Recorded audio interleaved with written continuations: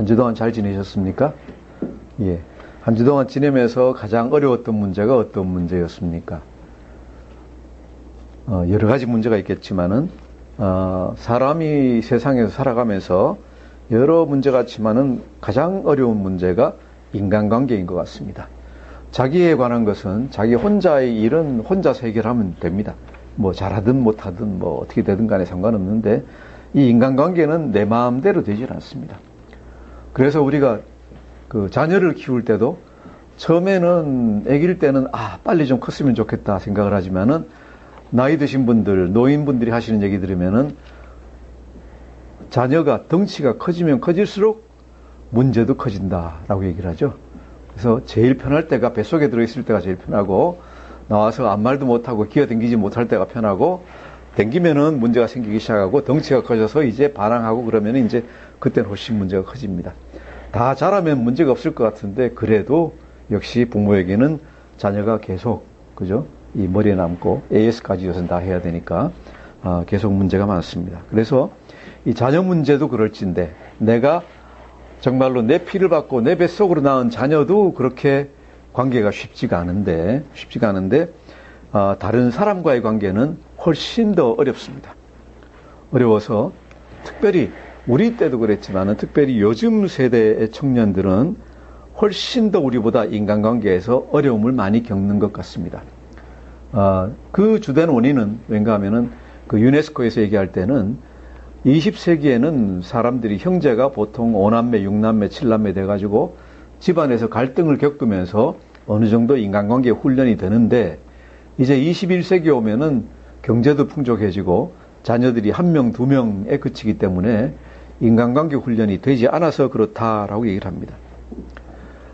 그 문제 때문에 생기는 문제들이 여러 가지 많습니다. 청년들의 요새 이제 대학교 졸업하고 가장 바라는 것이 뭡니까? 직장, 좋은 직장 들어가는 것인데 공무원 아니면은 어디죠? 대기업에 들어가는 것입니다. 들어가는 것인데 그래서 이 대기업에 들어가기 위해서 보면은 뭐 이수, 재수, 삼수 하면서 또 가진 스펙을 다 썼습니다. 해외에 무슨 연수가 있어야 된다, 어학연수가 있어야 된다 그래서 외국도 갔다 오고 뭐 자격증도 무슨 컴퓨터 자격증, 무슨 자격증 해가지고 우리 때는 하나도 따기 힘들었던 걸 갖다가 10여 개씩이나 따가지고, 그죠? 심지어는 뭐 한자 무슨 자격증, 뭐 이런 것도 있대요. 해가지고 그런 것까지 다 따가지고 대기업을 들어가고 싶어 합니다. 우리나라 최대 기업에서 무슨 입사시험 본다 그러니까 몇십만 명? 몇십만 명이 몰려가지고 시험을 보더라고요. 그래가지고 몇백 대 1의 어떤 시험 경쟁률을 갖다가 가져옵니다. 자, 그런데 그렇게 어렵게 해가지고 오랜 기간 동안 준비해서 들어간 대기업에서 제가 얘기 듣기로 1년 내로 30% 이상의 직원이 그만둔다고 해요. 30% 이상이 사표를 낸다. 어떤 목사님은 저한테 이제 얘기할 때 그분은 직접 그런 걸 겪었다 그러는데 제가 믿지를 못해서 그대로 인용을 거의 못합니다. 3년 이내로 70%가 그만둔다 그래요. 거의 믿기지. 저로서도 믿기지 않는 수치입니다. 그런데 그게 뭐 사실이라고 얘기를 하니까 하여튼 많은 그 청년들이 그렇게 어렵게 힘을 써서 준비를 해서 들어간 대기업에서 사표 내고 나온다. 왜 그럴까? 그죠? 왜 그럴까? 그 기업이 장래성이 없어서 그런가? 아니면은 월급이 적어서 그런가? 이것도 저것도 아무것도 아니에요. 원인은 뭔가 단순하게 인간관계가 힘들다. 인간관계가 힘들다. 저 옆에 있는 저 직원들 내가 더 잘난 것 같은데 자기가 더 잘난 척하고 내 위에 있는 상사들 그죠? 말도 안 되는 명령 내리고 그죠? 그거 가지고 막 사람과 야단치고 하니까 이거는 말도 안 돼요. 그래가지고 한번 묵 해가지고 질러 놓으면은 당신은 뭐 조직 안에서 뭐 어쩌고 그러면서 이제 소리 지르고 해가지고 야단 맞고 집안에서도 당해보지 않고 엄마 아빠한테도 당하지 않았던 수모를 갖다가 다 당합니다. 당하니까 견딜 수가 없어요. 그래서 아무리 대기업이 좋고 장래가 좋고 다 중요하지만은 이런 상태에서 나는 도저히 견디지 못하겠다. 내가 굶어 죽게 하겠냐? 그러고 집어던지고 나온다 그래요. 집어던지고 나와요. 네. 왜 그런가? 인간관계. 이렇게 이제 21세기 들어와서는 인간관계는 더더군다나 청년들에게는 너무너무 중요한 문제가 됐어요. 이 인간관계를 갖다가 잘 할 수 있으면은 이 세상을 잘 살아갈 수 있고, 인간관계를 잘 못하면 세상을 잘 살아갈 수 없습니다. 이것은 부모님들한테도 다른 면에서 마찬가지 얘기입니다. 다른 청년들은 그렇지만은 우리 애들은 그렇지 않겠지. 천만의 말씀이야. 다 똑같아요. 다 똑같아요. 자녀들하고 한번 얘기를 해보십시오. 얘기하실 때 그냥 별거 아닌 것, 우리 생각으로는 아무것도 아닌 얘기를 갖다 불쑥 했는데 얼굴이 불그락불그락 합니다. 얼굴이 불그락불하고 엄마는 왜 그래? 아빠는 왜 그래? 그러고 이제 막 항의를 하기 시작합니다. 저희 집에서는 저희 그 사모는 별로 그 소리를 덜 듣는데 저는 가끔 그 얘기 잘 들어요. 그죠? 그래가지고 아빠는 왜 그래요? 근데 제가 아무리 반성하고 생각을 해봐도 별난 얘기를 한 거 아니에요. 별난 얘기 한 거 아닌데 뭐 자녀들도 그렇고 저희 사모도 그거 제가 얘기 잘못했다 그러더라고요. 잘못한 줄 알겠는데 여하튼 그래서 이렇게 남한테 얘기하는 거, 관계하는 게 굉장히 힘들어요. 힘들어서 이 문제를 갖다 어떻게 해결할 것인가가 이제 우리 사회에서 우리 개인이 아니라 사회에서도 아마 가장 중요한 문제일 겁니다. 왜? 안 그러면은 이 전체 사회가 부스러진다 하는 거죠. 전체 어떤 조직이나 모든 것들이 모든 사람들이 자기만 위하고 다른 사람과 협력하지 못하고 이런 관계라 하면은 큰 문제가 생깁니다. 우리 요새 정치권도 제가 보기에는 그런 문제가 많은 것 같아요. 어떻게 옛날 같으면은 정치가들이 타협하고 뭐 해가지고 딱 해가지고 하나로 만들어 나가는데 이제 그게 없어요. 다 갈라져가지고 자기 생각만 얘기하고 마음에 안 맞으면 그냥 갈라지고 뭐 분당하고 계속 그러는 것 같아요. 자, 이 문제를 갖다가 어떻게 풀 수 있는가? 그죠? 어떻게 풀 수 있는가? 이것을 무슨 훈련 가지고 풀 수 있는가? 아니면 무슨 공부해서 풀 수 있는가? 아니에요. 이 문제를 갖다 근원적으로 풀 수 있는 거는 오늘 예수님이 우리에게 제시해 주시는 길이에요. 그죠? 오늘 본문에서 예수님이 주로 해주시는 게 뭔가 하면은 이 인간관계에 대해서 이 풀어주시는 말씀이다라고 저는 봅니다. 우리가 5장 21절부터 시작해서 저번 주까지 42절까지는 주로 어떤 개인에 대한 명령이었습니다. 21절부터 나오는 살인하지 말라, 27절 간음하지 말라, 31절 아내를 버리려거든 이혼증서를 줘라, 33절 헛맹세를 하지 마라, 38절 원수를 갚지 말라. 원수를 갖다 눈은 눈으로 이는 이로 이런 생각하지 마라. 라는 얘기를 갖다가 이제 쭉 들었는데 우리 교훈을 갖다가 쭉 들었는데 이것은 나 개인에 대한 것들이에요. 그죠? 내가 안 하면 되는 거예요. 내가 안 하면 되는 거고 인간 개인의 자세, 한 사람의 내부적인 문제라고 얘기할 수 있겠습니다. 그런데 오늘부터 주는 43절부터 주는 이 마지막 예수님 6번째 케이스는 뭔가 하면은 내 이웃을 사랑하고 내 원수를 미워하라 하는 데 대해서 옛날 얘기에 대해서 이제 얘기를 하시는 거예요. 즉 뭔가 하면은 다른 사람과의 관계에 대한 태도를 갖다 얘기하는 거예요.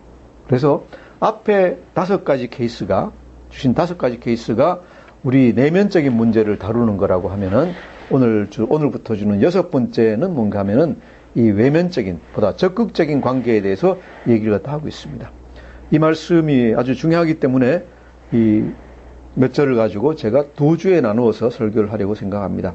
그래서 오늘은 그 명령 자체에 대해서 우리가 한번 생각을 해보고 정말로 유대인들이 얘기했던 장로들이 얘기했던 얘기가 맞는가, 예수님이 얘기했던 말씀하시는 게 맞는가, 왜 그런가 하는 걸 갖다가 우리가 한번 살펴보고 다음 주에는 자 그럼 우리가 어떻게 예수님의 명령대로 우리가 원수를 사랑할 수 있겠는가, 또 왜 그렇게 해야 되는가, 그렇게 하면 어떻게 되는가 하는 결과를 가지고 우리가 한번 나누어 보겠습니다. 먼저 43절과 44절 한번 같이 읽어보겠습니다. 시작. 또 내 이웃을 사랑하고 내 원수를 미워하라 하였다는 것을 너희가 들었으나 나는 너희에게 이르노니 너희 원수를 사랑하며 너희를 박해하는 자를 위하여 기도하라. 아멘. 자, 우리가 앞에 5번에서 5케이스에서 본 것 같이 이 6번째 케이스도 패턴은 똑같습니다. 뭡니까? 너희가 들었으나. 이것은 누구의 얘기라고요? 율법학자들, 장로들의 얘기입니다. 하지만은 예수님이 가르치시는 것은 나는 너희에게 이르노니 라는 패턴을 따르고 있습니다. 그대로 따르고 있습니다. 자, 그러면은 장로들의 생각은 무엇이었습니까? 장로들의 가르침은 43절 나오는 대로 내 이웃을 사랑하고 내 원수를 미워하라. 라는 것이 그 당시에 장로들이 유대교 신자들에게 가르친 말씀이에요. 랍비들이 가르친 말씀이에요. 이웃을 사랑하고 내 원수를 미워하라. 그죠? 원수를 미워하라. 자, 왜 이런 말을 하게 됐는가? 왜요? 구약 성경에 내 원수를 미워하라라는 계명은 전혀 없어요. 내 이웃을 사랑하라는 계명은 있지만은 내 원수를 미워하라는 계명은 전혀 없어요. 그런데 왜 이렇게 얘기를 하게 됐나? 그죠? 왜 이런 얘기를 하게 됐나? 자, 그런데 장로들이 잘했나 잘못했나 생각하기 전에 우리 자신의 생각을 한번 검토를 갖다 해보죠. 여러분은 구약의 하나님이 어떤 하나님이라고 생각하고 계세요? 예.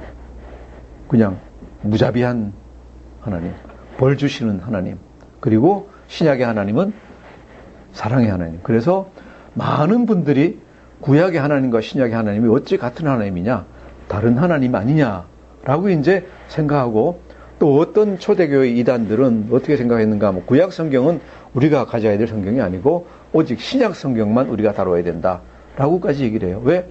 구약의 하나님은 신약의 하나님하고 너무 다르다. 구약의 하나님은 진노하시는 하나님, 분노하시는 하나님, 무자비하게 사람들을 다 죽이시는 하나님, 그죠? 신약의 하나님은 사람을 살리시고 용서하시는 하나님이다 라고 생각을 해요. 자, 우리도 그렇게 생각을 하고 있습니다. 우리도 그렇게 생각을 하고 있습니다. 그리고 그 생각하는 이유들이 성경에 있습니다. 그렇기 때문에 장로들도 그 당시에 당연히 그렇게 생각한 거예요. 오늘은 이 문제를 갖다 우리가 풀어야 되겠습니다. 왜 장로들이 구약의 하나님은 진노의 하나님이라고 생각하는가?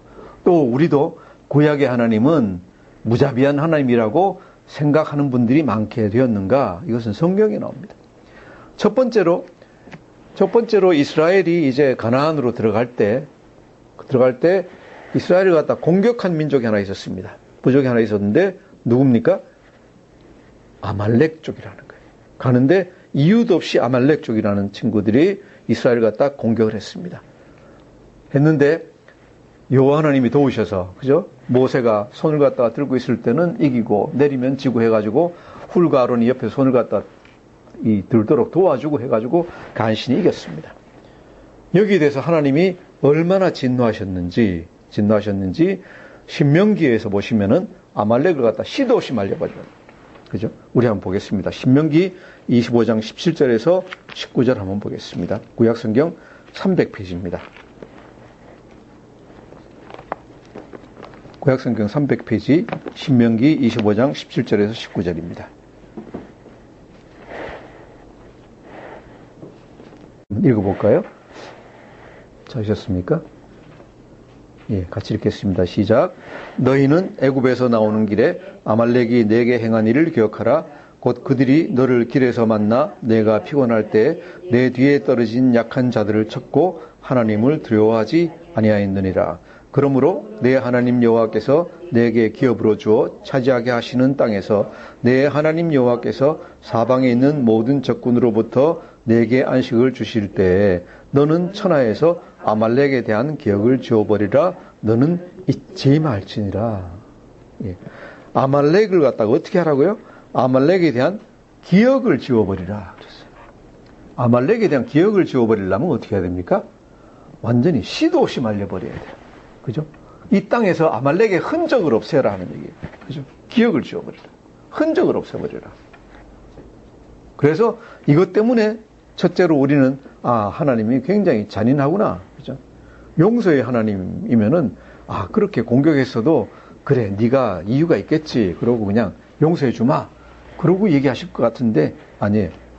가나안 땅으로들 잊지 말아요. 가나안 땅에 들어가 가지고 가나안 땅을 갖다 다 평정한 다음에, 그죠? 우선 정착을 해야 되니까 평정한 다음에 제일 먼저 해야 되는 일이 뭐예요? 아말렉을 갖다가 시도 없이 말려버리라.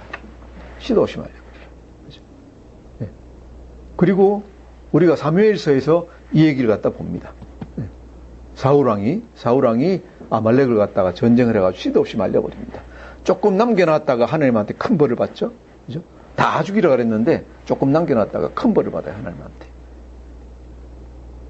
이것이 시행이 된 거예요. 완전히 다 죽였어요. 사울 왕이 그 왕을 갖다가 아말렉의 족장을 갖다 살려뒀다가 완전히 선지자 사무엘한테 완전히 그냥 엄청난 비난을 듣고 너 하나님께 순종 안 했으니까 왕위를 뺏는다 해가지고 왕위까지 뺏겼어요. 예. 그 정도로 하나님이 엄하게 아말렉을 갖다 완전히 진멸하라라고 얘기를 갖다 하셨어요. 자, 그런데 여기서 하나님이 왜 그랬습니까? 왜 그랬습니까? 원인이 있습니다. 뭡니까? 이스라엘이 간신히 애굽에서 나와가지고 길을 갔다 가면서 너무 피곤해가지고 다 지쳐 있는데 싸울 사람들도 별로 없고 힘이 들어가지고 가장 약하고 힘들어가지고 뒤에 처져서 오는 사람들. 우리 사자가 그 영양 같은 거, 울소 같은 거 사냥하는 거 보면 그렇잖아요. 어떤 동물을 가서 사냥합니까? 전체 무리에서 병들어서 뒤로 처진 놈이나 아니면 어린 새끼를 갖다가 공격합니다. 아말렉이 꼭 사자가 무슨 사슴 사냥하듯이 그렇게 뒤에 처진 사람들 갖다가 힘든 사람들 갖다가 공격을 했다. 그리고 그 당시에는 이스라엘 전체가 힘들어 있었다 하는 얘기죠. 이유도 없이 이스라엘 갖다 대적했습니다. 무슨 얘기입니까? 하나님의 역사를 갖다 대적하고 나선 겁니다. 하나님의 역사하심을 갖다가 막고 나선 겁니다. 이유 없이 그런 게 아닙니다. 그래서 이스라엘 공동체 전체를 갖다가 진멸하려고 했던 그런 악한 마음이 있었기 때문에 하나님이 이걸 갖다 대적하신 겁니다. 하지만은 인간적으로 개인적으로 어떤 원한이 있고 그런 건 아니었다 하는 거죠. 자, 두 번째로 우리가 하나님이 잔인하고 무자비한 하나님이라고 생각하는 이유가 뭔가 하면은 아말렉보다 더 훨씬 중요한 게 가나안에 들어가서 했던 일입니다. 가나안에 들어가서 어떻게 하라고요? 가나안 모든 백성을 다 진멸하라. 다 진멸하라. 우리 여러 군데 있지만은 신명기 20장 15절에서 18절을 한번 보시겠습니다. 구약성경 292페이지입니다. 신명기 20장 15절에서 17절까지 먼저 읽어보겠습니다. 292페이지. 자, 한번 읽겠습니다. 시작. 내가 내게서 못 찾았습니까? 읽겠습니다. 시작. 내가 내게서 멀리 떠난 성읍들 곧 이 민족들에게 속하지 아니한 성읍들에게는 이같이 행하려니와 오직 내 하나님 여호와께서 내게 기업으로 주시는 이 민족들의 성읍에서는 호흡 있는 자를 하나도 살리지 말지니 곧 헷 족속과 아모리 족속과 가나안 족속과 브리스 족속과 히위 족속과 여부스 족속을 내가 진멸하되 내 하나님 여호와께서 내게 명하신 대로 하라. 야, 여기는 아멘하기가 별로 쉽지가 않아요. 그죠? 내가 내게서 멀리 떠난 성읍들 곧 이민족들에게 속하지 아니한 성읍들에게 이같이 좀 살려주란 얘기예요. 살려주란 얘기인데 오직 내 하나님 여호와께서 내게 기업으로 주시는 가나안에서 멀리 떨어져 있는 백성들은 용서하고 살려줘도 되는데 너희가 들어가서 살 땅 가나안 그 땅에 있는 백성의 이 민족들의 성읍에서는 어떻게 16절에 호흡 있는 자를 하나도 살리지 말지니 호흡 있는 자를 하나도 살리지 말지니. 그래서 아말렉을 갖다 점령할 때요 완전히 동물들까지 다 죽였어요. 그렇죠? 동물들까지 호흡 있는 자 사람은 물론이고 거기 동물들까지 완전히 다 쓸어버리라는 얘기. 쓸어. 그리고 그것도 족속이 하나도 아니고 헷 족속, 히타이트 족속, 아모리 족속, 가나안 족속, 브리스 족속, 히위 족속, 여부스 족속 6 종족을 갖다가 완전히 멸절시켜버리라는 얘기예요. 예. 우리 동물들도 동물이나 식물도 몇 명 없으면은 몇 마리 안 남았으면은 이게 희귀 무슨 아니면은 이 위험 없어지는 그런 동물들이라 그래가지고 특별히 보호하잖아요. 보호하는데 하나님은 뭔가 하면은 6 족속을 갖다가 씨도 없이 다 말려버리라. 여자고 남자고 어린애고 할 거 없이 숨만 쉬고 있으면 다 죽여라. 숨만 쉬고 있으면. 전쟁할 때도 아무리 징기스칸이 아주 악독하다 그래도 징기스칸도 이렇게 하지는 않았어요. 징기스칸도 여자는 살려줬고요. 사람 남자도 수레바퀴보다도 키가 작으면 살려줬어요. 그죠? 그래가지고 종을 삼았어요. 그런데 하나님 뭐예요? 그냥 호흡만 있으면 다 죽여라. 갓 태어난 유아도 다 죽여라. 이렇게 잔인할 데가 없어요. 이렇게 잔인할 데가 없어요. 예. 그래서 우리는 하나님이 아, 이렇게 정말로 잔인한 분인가라고 우리가 생각을 합니다. 하는데 하나님이 그렇게 얘기하시는 데는 이유가 있으세요. 이유가 있어요. 18절 한번 읽어보겠습니다. 18절 시작. 이는 그들이 그 신들에게 행하는 모든 가증한 일을 너희에게 가르쳐 본받게 하여 너희가 너희의 하나님 여호와께 범죄하게 할까 함이니라. 아멘. 하나님 이유가 있으세요. 이스라엘을 제사장으로 삼고, 그죠? 증거자로 삼아서 천하 만민들에게 복을 주시려고 하는데, 이 민족들이 얼마나 가증한 일을 갖다 행했으면, 그죠? 신들에게 자기 자식을 갖다 바치고, 뭐, 혼음하는 건 말도 없고, 말할 것도 없고. 그래서 이 당시에 정말로 악이 관영했다. 악이 그 안에 완전히 가득 찼다 그러잖아요. 소돔과 고모라보다 더한 지역이 아니었나 몰라요. 그래서 하나님 보시기에는 이 사람들을 남겨놓으면 이스라엘이 그냥 그대로 오염이 돼가지고 가나안 사람들 못지않게 그냥 금방 바뀐다고 보신 거예요. 그래서 완전히 다 죽여라 그랬어요. 이유는 뭔가 하면은 이 세상을 갖다가 온전히 구원하시기 위해서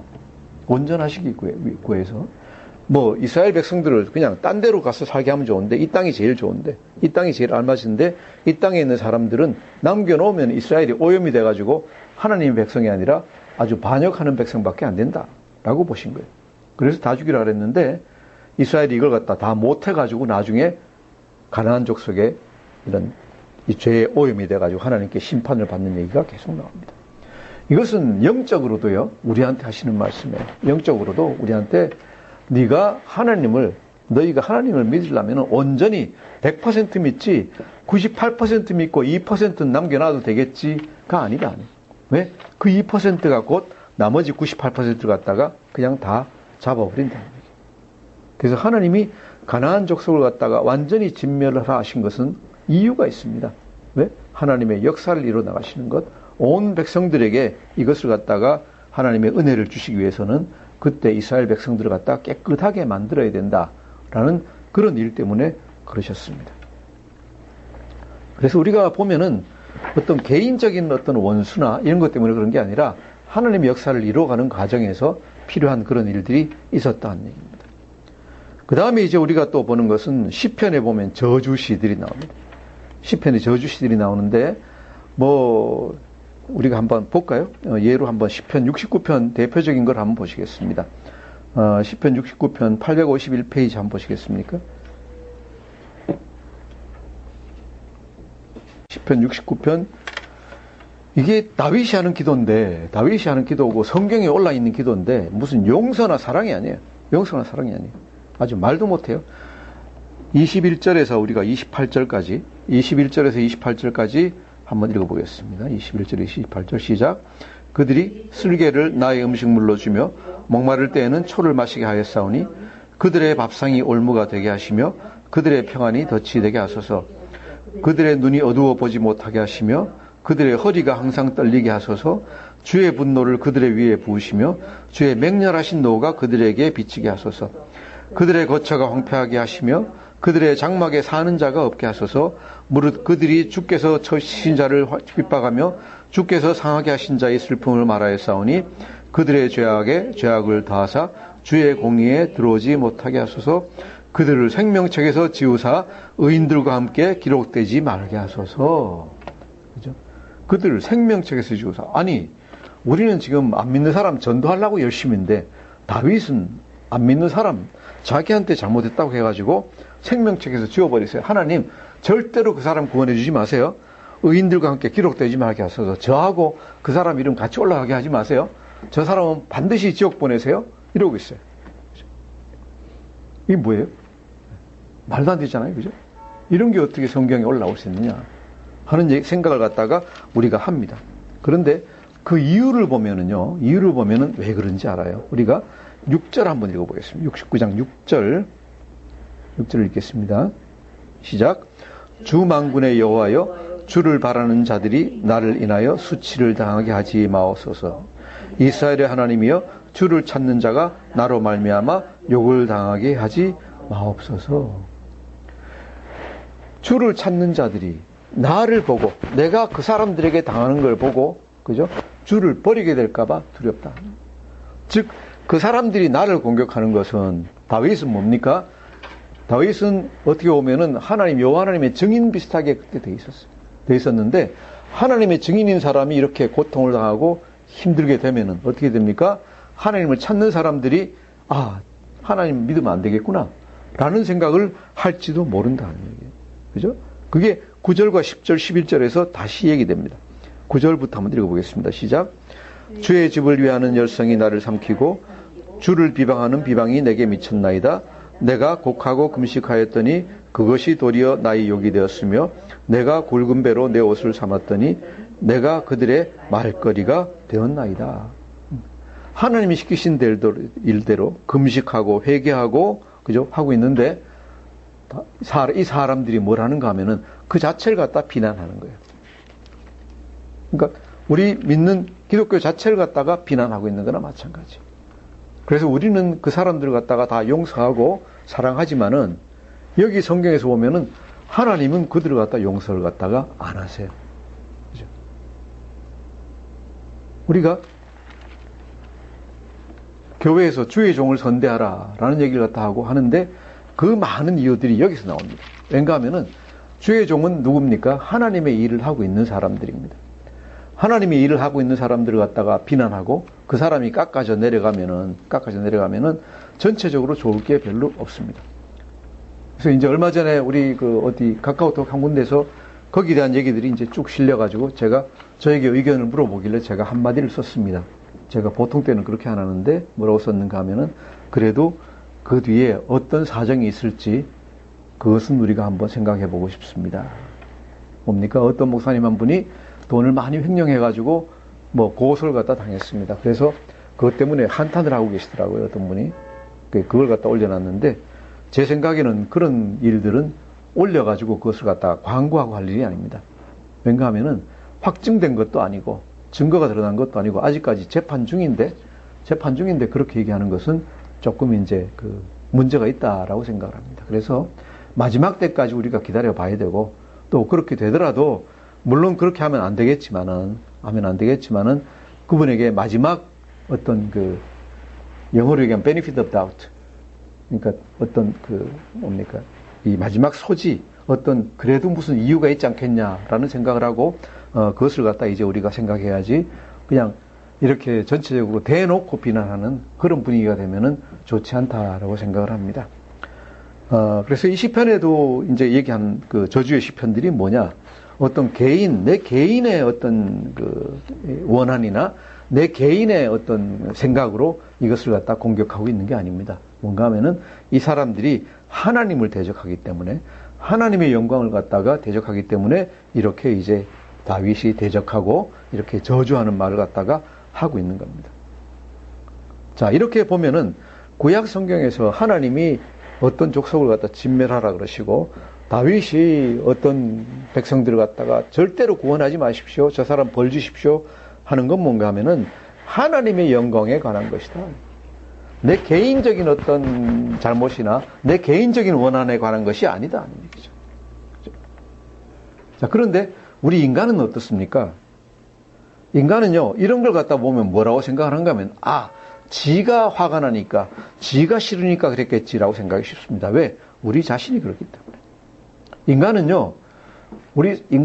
인간은 하나님이 이렇게 모욕당하고 하나님의 영광을 흐리는 거는 별로 신경을 갖다 안 써요. 보면. 뭘 신경 씁니까? 자기한테 누가 잘못하면은 꼭 마음에 숨겨 있다가 꼭 원수를 갖다 갚아요. 하나님도 그리고 그런 잣대로 생각을 하는 겁니다. 시편의 다윗도 그런 잣대로 생각을 하는 거예요. 근데 그게 아니에요. 그죠? 우리가 정말로 신경 써야 되는 것은 하나님이 영광을 받으시는가 못 받으시는가 이걸 신경을 써야 되는 것이고 내 개인의 원한은 잊어버려야 돼요. 잊어버려야 돼요. 이것이 구약 성경에서도 똑같이 그렇게 가르치는 거예요.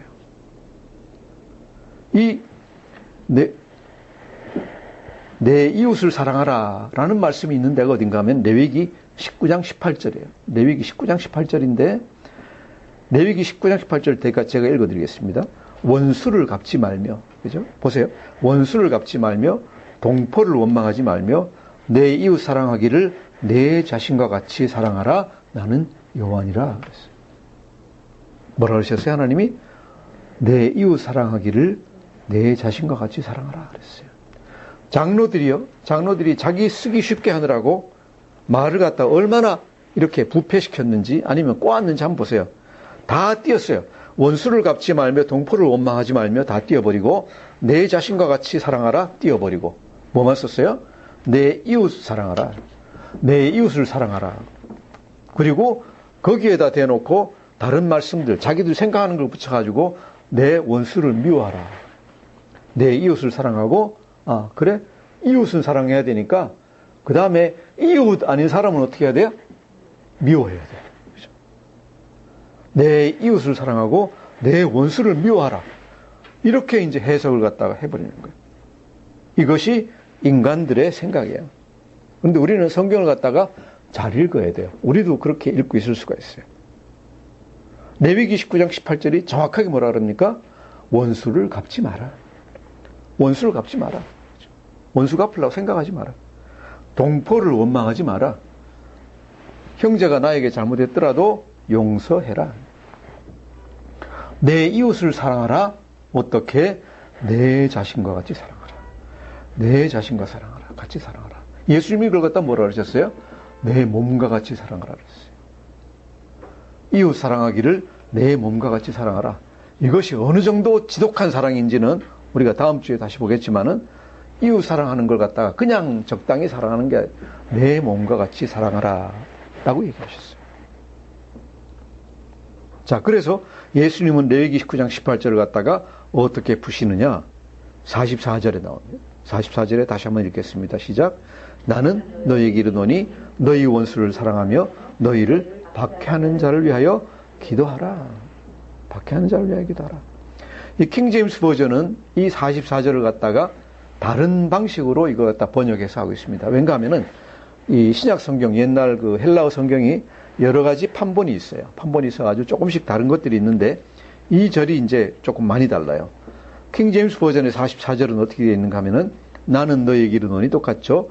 너희를 저주하는 자를 축복하며, 그죠? 원수를 사랑하며 가라. 너희를 저주하는 자를 축복하며 너희를 미워하는 자들에게 선을 행하며 너희에게 악행하고 핍박하는 자를 위하여 기도하라 그랬어요. 너희를 저주하는 자들을 축복하라. 너희를 미워하는 자들에게 선행을 베풀라. 너희에게 악행하고 핍박하는 자를 위해서 기도해라. 뭡니까? 그 사람들을 불쌍하게 생각하라. 자, 인간관계에서 첫 번째는 뭔가 하면은 욕먹고 있는, 아니면 당하고 있는 내 중심으로 생각하지 말고, 나 중심으로 생각하지 말고, 그 사람들 중심으로 생각해라. 왜 그렇습니까? 누구를 갖다가 핍박하고 누구에게 악행을 하면은 그 사람들은 어떻게 될까요? 어떻게 될까요? 하나님한테 어떻게 될까요? 예. 하나님한테 벌 받겠죠? 심판받습니다. 심판받습니다. 자, 그러면 내가 그 사람들을 불쌍히 생각한다고 하면 어떻게 해야 될까요? 날 갖다 막 욕하고 있습니다. 사실도 아닌데 막 욕하고 있고 나한테 막 잘못하고 있습니다. 어떻게 해야 될까요? 때려 죽일 이래야 될까요? 아니면 어떻게 해야 됩니까? 기도해야 돼요. 아이고 하나님, 저 사람들 저러면은 하나님한테 벌 받는데 뭐 저야 뭐 저 소리 들어봤자 아무 상관도 없지만은 저 사람 저를 좀 벌 받는데 하나님 저 사람들 안 저러게 하나님 좀 붙들어 주세요. 너무 심하게 벌 주지 마세요. 저 사람들 철도 없고 진리가 뭔지도 몰라가지고 저러고 앉았습니다. 이거 예수님이 항상 우리 팔복에서도 얘기하시지만은 나 중심을 갖다가 버리라 하는 거예요. 나 중심을 버리라. 이것이 이제 가장 근본적인 생각이에요. 가장 근본적인 생각. 자, 우리가 여기서 생각할 수 있는 게 두 가지 이제 단어가 있습니다. 우리가 누구를 좋아한다는 것하고 사랑한다는 것하고, 좋아한다는 것, 사랑한다는 것, 어떤 것이 더 진한 건가요? 사랑한다가 진한 것 같죠? 진한 것 같은데, 사랑한다는 뭔가 하면 우리가 보통 남녀 간의 사랑을 얘기할 때는 사랑한다가 훨씬 진한데, 그죠? 자, 한번 얘기해 봅시다. 사랑하지 않으면서 좋아할 수 있습니까? 힘들어요. 좋아하지 않으면서 사랑할 수 있을까요? 사랑해 줄 수 있을까요? 그것도 안 될까요? 예. 좋아하지 않지만은 그 사람을 위해서 기도해주고, 좋아하지 않지만 그 사람에게 뭘 베풀어주고 할 수 있습니까? 없습니까? 예수님 안에서. 인간적인 생각으로는 안 되죠. 그렇죠? 인간적인 생각으로는 안 됩니다. 안 되지만은 예수님 안에서는 이 말씀이 뭐예요, 지금? 너희를 저주하는 자를 축복하며, 어떻게 하라고요? 너희를 미워하는 자들에게 선을 행하며, 너희에게 악행하고 핍박하는 자를 위하여 기도하라. 무슨 얘기예요? 내 원수를 사랑하라. 내 원수를 사랑하라. 내 원수를 사랑한다. 어떻게 사랑할 수 있을까요? 예. 원수를 좋아할 수 있습니까? 원수한테 가가지고 헤헤 그러면서 나는 당신을 참 좋아합니다. 그럴 수 있어요? 못해요. 그거는 못해요. 근데 나는 당신을 사랑합니다는 할 수 있습니까? 결단하면은 성령 안에서 할 수 있다. 결단하면은 성령 안에서 할 수 있다. 이것을 대표적으로 보여주신 게 누구예요? 예수님이에요. 예수님이에요. 자, 그런데 예수님은 하나님이니까 할 수 있었는데 우리가 할 수 있습니까? 없습니까? 한 사람이 있으면 어떡할 겁니까? 예. 그럼 우리도 따를 수 있죠. 따를 수 있죠. 우리가 신약성경 198페이지 한번 보시겠습니다. 스데반의 기도를 한번 보시겠습니다. 198페이지 사도행전 7장 54절입니다.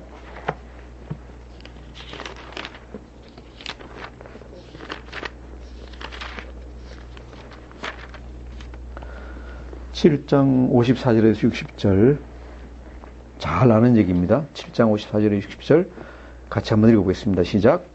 그들이 이 말을 듣고 마음에 찔려 그를 향하여 이를 갈거늘 스데반이 성령 충만하여 하늘을 우러러 주목하여 하나님의 영광과 및 예수께서 하나님 우편에 서신 것을 보고 말하되 보라 하늘이 열리고 인자가 하나님 우편에 서신 것을 보노라 한데 그들이 큰 소리를 지르며 귀를 막고 일제히 그에게 달려들어 성 밖으로 내치고 돌로 칠세 증인들이 옷을 벗어 사울이라 하는 청년의 발 앞에 두니라. 그들이 돌로 스데반을 치니 스데반이 부르짖어 이르되 주 예수여 내 영혼을 받으시옵소서 하고 무릎을 꿇고 크게 불러 이르되 주여 이 죄를 그들에게 돌리지 마옵소서 이 말을 하고 자니라. 미친 사람이에요. 돌 맞아 죽어가면서 마지막 할 말이 뭐예요? 하나님 절 사랑해 주소서 아니면은 내 가족들을 잘 돌봐 주십시오가 아니라 걱정하는 게 뭐예요? 주여 이 죄를 그들에게 돌리지 마옵소서. 저들이 자신이 무엇을 하고 있는지 알지 못함이니이다. 저 사람들이 자기가 뭘 하고 있는지도 알지 못하고 저러고 있는데 큰 죄를 짓고 있는데 하나님 몰라서 그런 거니까 봐주십시오. 봐주십시오. 누가 한 말이에요? 인간인 스데반이 한 말입니다. 하나님이 아니라 인간인 스데반이 한 말입니다. 자, 어떻게 이렇게 될 수 있었을까? 어떻게 이렇게 될 수 있었을까? 왜 하나님 우리에게 이렇게 하라고 명령을 하시는가? 이것이 이제 우리가 궁금한 점입니다. 그것은 우리가 다음 주에 보도록 할 텐데, 그 결과가 어떻게 되는가를 한번 보시겠습니다. 결과 45절 한번 읽어보시겠습니다. 다 같이 시작. 이같이 한즉 하늘에 계신 너희 아버지의 아들이 되리니 이는 하나님이 그 해를 악인과 선인에게 비추시며 비를 의로운 자와 불의한 자에게 내려주심이라. 아멘. 이같이 한즉 하늘에 계신 너희 아버지의 아들이 되리니 딱 생각나는 말씀이 있습니다. 뭐예요? 팔복의 5장 9절 화평하게 하는 자는 복이 있나니 그들이 하나님의 아들이라 일컬음을 받을 것이요. 5장 8절 말씀이 설명이 지금 이렇게 되어 있는 겁니다. 이같이 한즉 어떻게 원수를 사랑하는 자, 나를 핍박하는 자를 위하여 기도하는 것. 이것이 화평. 화평이 무슨 안 싸우고 뭐 화평하십시오라고 얘기하는 거 가지고 하는 게 아니다. 화평케 하는 자는 어떤 사람이라고요? 원수를 미워하지 않고 원수를 사랑하고 나를 핍박하는 자를 위하여 기도하고, 그죠? 나에게 해를 끼치는 자를 위해서 축복하고 하는 이것이 원수를 사랑하는 것이다. 자, 어떻게 할 수 있는가? 다음 주에 보시겠습니다. 하지만 우리가 아는 것은 뭡니까? 이렇게 하는 것이 정말로 화평을 이루는 것이고, 이렇게 하는 것이 화평이신 하나님의 품성을 따르고, 이렇게 하는 것이 하나님을 닮아가는 것이다. 하나님의 아들이 된다는 것은 하나님을 그대로 닮아가는 그런 존재. 그죠? 우리가 아들 낳으면은 뭐라 그럽니까? 인감도장 그러잖아요. 아, 쟤는 저 아버지 인감도장이다. 이제 무슨 얘기예요? 원수를 미워하지 않고 원수를 사랑하면은 이 땅에 있는 하나님의 인감도장이 된다. 화평을 이루는 하나님의 인감도장이 된다. 자, 우리 모두 성도님들이 하나님의 이 땅에 있는 인감도장이 되기를 축복합니다. 기도하겠습니다. 좋으신 아버지 하나님 감사합니다.